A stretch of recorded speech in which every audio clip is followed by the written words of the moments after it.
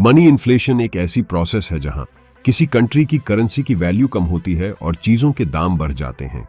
चलिए हम 1965 से 2023 तक के इस सफर को समझने की कोशिश करते हैं। 1960s के दौरान इंडिया में अनाज, कपड़े और घरेलू सामान बहुत ही सस्ते थे। लोगों के मंथली इनकम्स लो थी, लेकिन उन्हें जरूरत की चीजें कम पैसे में मिल जाती थी। उस टाइम पे ₹1 की वैल्यू बहुत ज्यादा थी और एक पैसा भी लोगों के लिए इंपॉर्टेंट था। 1970s और 1980s का दौर आया और इन्फ्लेशन धीरे धीरे बढ़ने लगी। ये वो वक्त था जब पेट्रोलियम प्रोडक्ट्स के दाम में जबरदस्त तेजी आई। इंडिया को ऑयल इंपोर्ट करना पड़ता था और ग्लोबल ऑयल प्राइसेस के बढ़ने से इंडियन मार्केट पे भी असर पड़ा। इससे कई चीजों के दाम बढ़ गए और इकोनॉमी पे प्रेशर बना।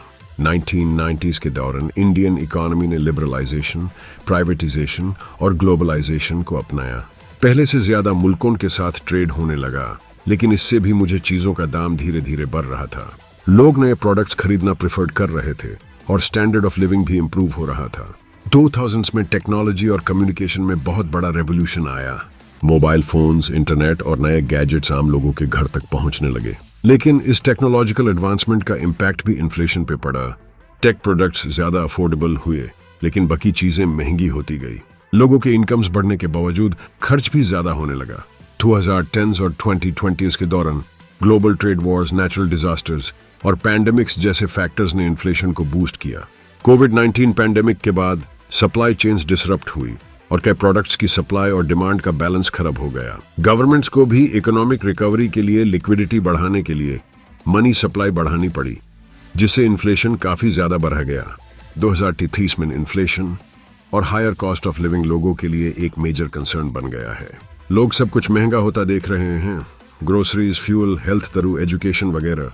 यन government policies, central bank interest rates और ग्लोबल मार्केट कंडीशंस पे डिपेंडेंट है कि किस तरह से ये इन्फ्लेशन को कंट्रोल किया जा सकता है।